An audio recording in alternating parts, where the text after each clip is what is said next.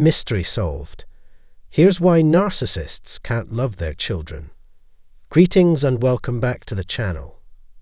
Today, we're delving into a weighty subject, the intricate dynamics surrounding why narcissists find it challenging to extend love towards their own offspring.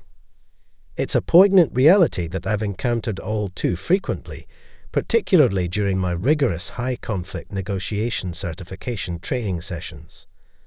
The vicious cycle of narcissism looms large, often ensnaring individuals who have themselves been raised by narcissistic parents. This perpetuating cycle inflicts profound anguish and disgrace upon all parties involved. But why does this cycle persist unabated? What sets apart those who succumb to narcissism from those who do not? These are questions that weigh heavily on many minds.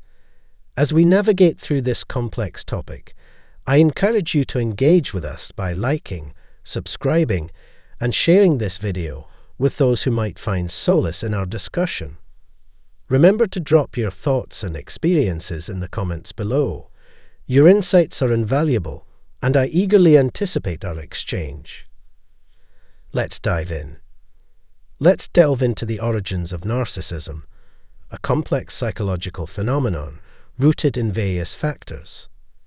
Typically, it begins with the experience of trauma. When individuals encounter adversity, their brains respond by releasing a cascade of chemical neurotransmitters, activating the innate fight or flight mechanism. This surge floods the system with adrenaline and cortisol, preparing the individual to respond to the perceived threat. However, when children undergo prolonged or recurrent stress, it can profoundly impact the development of their brains. Specifically, the emotional center of the brain, known as the limbic system, may fail to progress beyond a stage comparable to that of a toddler's emotional development, while other cognitive functions continue to mature normally. Consequently, the individual may find themselves trapped in an emotional state reminiscent of childhood, despite their adult age. When triggered, they regress to this primal emotional core, effectively bypassing logical reasoning. They become hypersensitive to perceived threats or slights, whether conveyed through words, body language, or tone of voice, and react irrationally. In this state, they are often oblivious to the harm they cause to others and themselves. Their relentless pursuit of validation and superiority blinds them to the consequences of their actions, even if it means self-sabotage or harming those around them. In the ceaseless battle against their inner demons and the weight of their own shame, individuals often find themselves engulfed in a relentless struggle that leaves little room for empathy, even towards their own children. The relentless pursuit of acknowledgement becomes their sole focus, as they desperately seek validation from those around them. Paradoxically, though they yearn for love and connection, they remain oblivious to how to genuinely reciprocate these feelings. As a result, their children are unwittingly drawn into this cycle, becoming mere instruments in their parents' quest for affirmation. The children's emotional needs are often overlooked, sacrificed in the pursuit of the parents' insatiable hunger for attention and validation. In this dynamic, the offspring become pawns in a game they never chose to play, their own emotional well-being overshadowed by the relentless demands of their caregivers. Tragically, this pattern perpetuates itself across generations, as children raised in such environments often replicate the same behaviors they observed in their parents. The cycle of emotional neglect and manipulation continues, leaving a trail of broken relationships and fractured souls in its wake. Breaking free from this cycle requires a deep level of self-awareness and a willingness to confront the pain that lies at its core. It demands a commitment to healing, not only for oneself, but for the sake of future generations who deserve a chance at a different, healthier reality. Through introspection, therapy, and a dedication to breaking destructive patterns, individuals can begin to unravel the tangled web of intergenerational trauma and forge a path towards genuine connection and empathy. It is a journey fraught with challenges, but one that offers the promise of liberation and healing for both individuals and their descendants. Imagine a child, desperate for love, reaching out with open arms, only to be met with neglect and indifference. In such a heart-wrenching scenario, the child may resort to manipulation, using whatever means necessary to elicit the affection they so desperately crave. This is often the plight of children raised by narcissistic parents. Narcissistic parents view their children not as individuals deserving of unconditional love, but rather as extensions of themselves, tools to bolster their own egos and fulfill their needs. Their love is conditional, contingent upon the child's ability to fulfill the narcissistic parent's desires and enhance their image. It's a transactional form of love, devoid of sincerity and authenticity, revolving solely around serving the narcissist's agenda rather than nurturing the child's emotional well-being. Should the child fail to meet the parent's standards or expectations, they face the threat of punishment or rejection. Growing up under the influence of a narcissistic parent leaves deep emotional scars and profoundly impacts a child's sense of self-worth and identity. However, despite the challenges and hardships, healing is possible. One crucial aspect of this healing journey involves establishing and maintaining boundaries, even within the context of the parent-child relationship. These boundaries are not about controlling the parent's behavior, but rather about protecting oneself from emotional harm and reclaiming a sense of autonomy and self-worth. Setting boundaries with a narcissistic parent can be daunting and fraught with challenges. It requires the child to assert their needs and assert their right to be treated with dignity and respect, even in the face of manipulation and emotional abuse. This may involve limiting contact with the parent, seeking support from friends or therapists, and cultivating a strong sense of self-worth independent of the parent's approval or validation. Ultimately, healing from the wounds inflicted by a narcissistic parent is a journey of self-discovery and self-empowerment. It requires courage, resilience, and a willingness to confront painful truths about one's upbringing. But through therapy, self-reflection, and the support of loved ones, it is possible to break free from the cycle of emotional abuse and reclaim a sense of wholeness and self-love.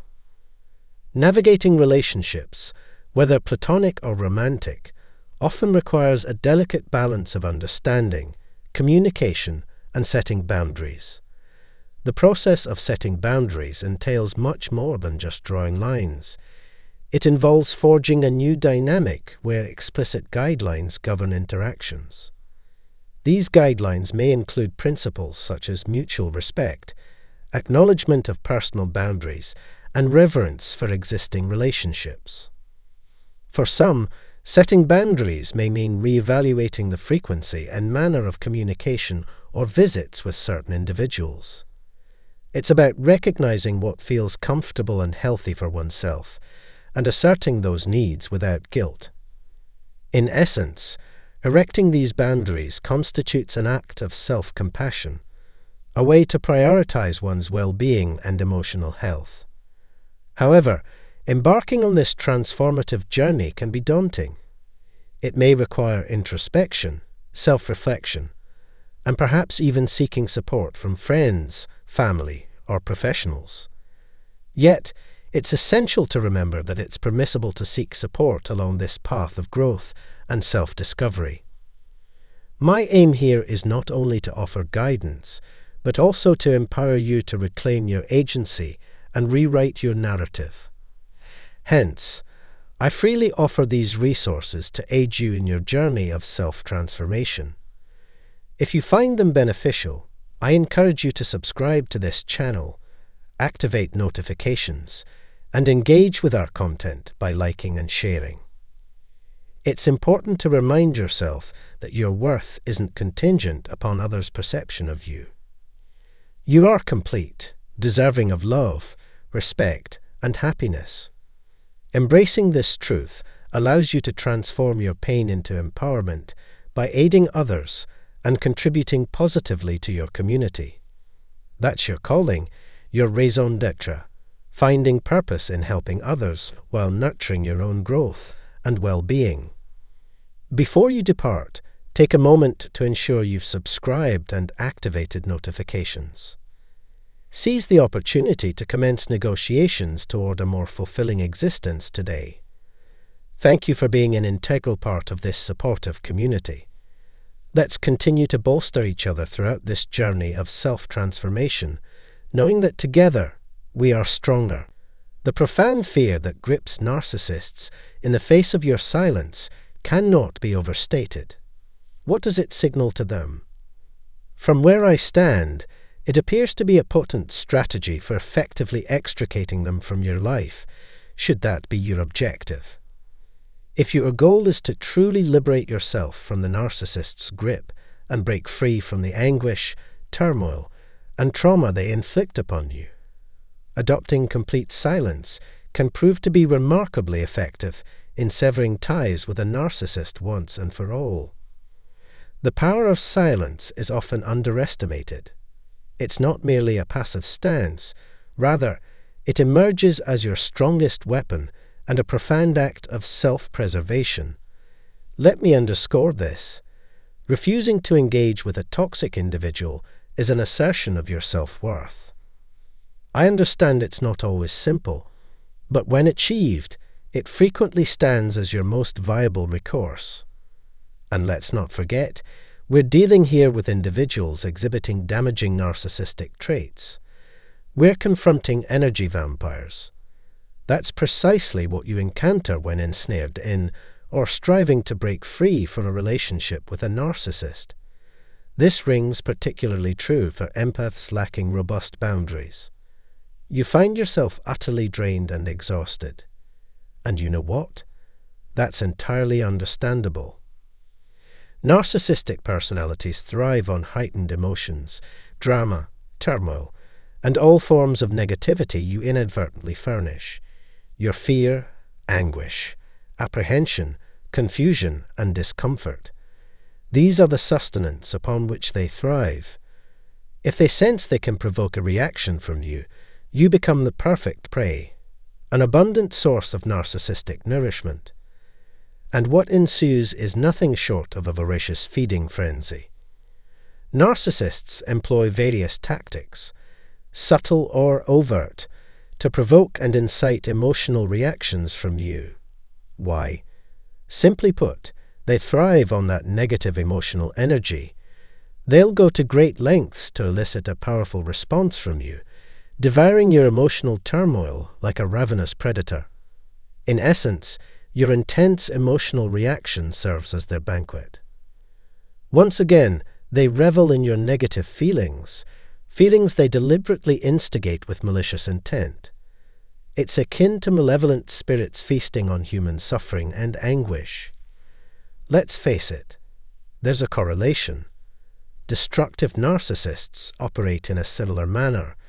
Individuals who traverse life leaving a trail of turmoil in their wake, whether through direct manipulation or subtle coercion. Their goal is to unsettle you, inflicting harm, discomfort, or profound agony, all while stirring up chaos, trauma, and theatrics. Why? To sap you of your life force. This conduct not only showcases pronounced narcissistic tendencies, but also epitomizes a pattern of destructive narcissism. It underscores their insatiable sense of entitlement and their stark deficiency in empathy.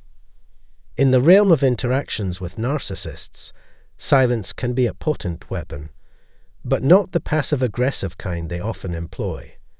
Instead, it's about embracing silence with resolute clarity and conviction. When you choose to remain silent in the face of a narcissist, it's not about playing their game or seeking attention. It's about asserting your boundaries firmly and unequivocally. It's a tough decision, no doubt, but when you do it with unwavering assurance, you send a powerful message. The narcissist holds no sway over you. This kind of silence, infused with strong boundaries, signals to the narcissist that there's no supply to be gained from you. You maintain control over your emotions, your identity, and your actions, refusing to engage in their manipulative games. By depriving them of the emotional and energetic sustenance they crave, you prioritize your own well-being. It's a strategic move, a choice to cut off their lifeblood, your essential life force. As you uphold this silence over time, the narcissist's power wanes. They may struggle initially, but eventually they'll be forced to seek out other sources to satisfy their needs. And in that silence, you find peace, the peace you've been yearning for amidst the chaos of their manipulation and drama. It's a powerful act of self-preservation, reclaiming your autonomy and reclaiming your life. In the complex dance with a narcissist, having the last word rarely matters. Correctness falls on deaf ears, and breaking through their defenses is a futile endeavor. They remain steadfast in their ways, impervious to reason or logic. So if your aim is tranquility, if you yearn for relationships devoid of harm and blame-shifting, silence becomes your ally, paving the swiftest route to peace. It's a seamless fusion of self-care and disruption of toxic cycles, where true transformation takes root. Embracing a strategy of indifference towards narcissists yields potent results. By denying them recognition or significance, you reclaim sovereignty over your life. Your focus shifts to nurturing your well-being, surrounding yourself with stable, empathetic souls who honor your boundaries. Their theatrics lose their grip. You simply disengage. Severing ties blocks emotional manipulation, compelling them to seek alternate prey, and in time, they'll likely drift away. This shift may unfold gradually, with the narcissist testing your resolve, probing for cracks to exploit. Your disinterest must be steadfastly asserted, a repeated mantra until they grasp the futility of their endeavors. Yet, believe me, treating them as inconsequential accelerates your liberation from their clutches. In the end, silence becomes not just a shield, but a beacon guiding you toward freedom from their toxic influence. I've walked the path of breaking free from the trap of people-pleasing and approval-seeking, so I understand the struggle intimately. It's a daunting journey, especially when we seek validation from those incapable of offering genuine love or approval. Individuals who seem to mirror our unresolved wounds and traumas. As empaths, our innate inclination toward kindness, warmth, and empathy often leads us to prioritize others at the expense of ourselves. However, it's imperative to shift our focus inward and prioritize our own well-being above all else. What if we flipped the script and began lavishing ourselves with the love and care we so freely give to others? What if we centered ourselves as the main recipients of our own affection and consideration? This self-nurturing approach becomes even more critical when navigating the treacherous waters of destructive narcissism. Regardless of how empathetic or well-meaning we may be, some individuals simply don't comprehend concepts like kindness, sincerity, authenticity, or courtesy. It's as if we're speaking a foreign language to them. In their world, while spreading love and compassion is laudable, it's essential to acknowledge the limitations when dealing with destructive narcissism. In the realm of narcissistic behavior, acts of kindness, sincerity, or courtesy often go unnoticed or, worse, are exploited for further mistreatment. Let's face it, relying solely on kindness won't magically rid your life of narcissists. If you think being kind will magically solve the problem of dealing with a destructive narcissist, you're in for a rude awakening. Sometimes, silence speaks louder than any words, serving as a potent tool to assert your boundaries and distance yourself from their toxic influence. Despite their outward charm, Narcissists lack genuine depth and authority. Don't let their facade deceive you. Beneath it lies an emptiness. Interactions with narcissists often revolve around power struggles and manipulation, whether overt or subtle. They'll twist perceptions and narratives to serve their own agenda, spreading lies and turning others against you. When dealing with narcissists, it's crucial to be discerning about whose words you trust, as they may be the ones stirring up conflict and spreading falsehoods. Stay vigilant and prioritize your own well-being over trying to reason with people who lack empathy or understanding. Focus on managing what you can control and invest in self-care. Don't waste too much time and energy trying to prove your worth or defend your truth to others. Those who truly know and care about you will see through the lies and stand by your side. When someone embraces a negative narrative about you, don't let it shake your core. Embracing your healing journey can armor you against such challenges. Though the path may be rocky, it signifies profound personal growth. While it may sting to see others buy into false portrayals of you, remember, sometimes silence speaks louder than words. When faced with a narcissist's smear campaign, choosing silence denies them the ammunition they seek to control you. Narcissists thrive on dominance and will resort to lies to maintain it. Despite the expected onslaught of falsehoods, focus on what you can control and prioritize your self-care as you journey towards a brighter future. Your presence in our discussions means the world to us. Your engagement is invaluable.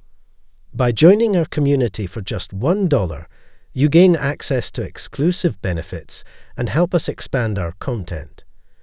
Your support is essential in maintaining our standards and exploring new horizons. Thank you for being an indispensable part of our audience and for your priceless contributions. Narcissists often act like they are upset or victimized, but they are actually very sensitive people. Others may be able to hurt them more severely than others, but their personalities are extremely weak and easily hurt. We want to look into what really sets narcissists off in this movie and how we can relate to them and help them. For narcissists, feedback that makes them feel less important or in charge can be unbearably painful. When someone thinks they can't be hurt, they may act aggressively and try to get payback. When arguing with a narcissist, you need to be very careful and choose your words carefully. Also, narcissists can be hurt very badly when someone they look up to criticizes them. Active criticism or conflict from someone they look up to can have a big effect on how they feel about themselves. It's important to remember that narcissists often act out of fear and may lie, manipulate, or use other protective strategies to hide how they really feel. It's important to remember that narcissism is now known to be a mental illness and that narcissists can't choose to act in a self-centered way. While they deal with their own pain and fears, they need our kindness and understanding. This doesn't excuse the bad things they did, but it does give us the chance to talk to them with understanding and a real desire to help. We should be careful not to lose time and energy, though. I will talk about 3 strong ways to push and anger a narcissist in the next section. First, taking apart their beliefs. Narcissists need to be validated all the time by the people around them, so they are very sensitive to constructive feedback. They are afraid of being alone and depend on other people's love and support to stay alive. Narcissists make it harder and harder to get away from them once they take over your life. With the rise of social media and quick messaging, narcissists now have a digital paradise where they can get compliments all the time, even if they don't see each other very often. This helps them feel close and important, which is hard for most people. On the other hand, narcissists can get enough pleasure from the constant approval they get online. This briefly makes their fragile egos and special worries feel better. The second thing that narcissists fear most is being found out. I talked about this topic and gave my opinion in my last video, so I won't say it again here. But everyone knows that narcissists work hard to keep up a certain image and are willing to lie to do it. Their main goal is to trick people into thinking that they are more interesting and powerful than they really are. As their carefully built world begins to fall apart, they must be in a lot of pain. The third and final thing that has a big effect on narcissists is being insulted. Narcissists are self-aware enough to know how what they say affects other people. They are dishonest and try to control others on purpose, using words as tools to hurt others. They have a hard time, though, taking constructive feedback. When you try to have an honest talk with a narcissist, they will often become very defensive. For narcissists, comments are especially hurtful because they are already anxious and suspicious. Regardless, they are missing something fundamentally, which is a shame. They may not have many options now that they know the truth. Even the most basic ideas are hard for them to understand. Here are the three main things that narcissists are likely to find upsetting. There are many problems with the way narcissists act. On the other hand, they are skilled manipulators but also weak people. I think this is the end of our conversation for today, so I will say goodnight to everyone. Hope you have a great week ahead. Thank you for taking the time to read and interact with our material. Mystery solved. Here's why narcissists can't love their children. Greetings and welcome back to the channel. Today,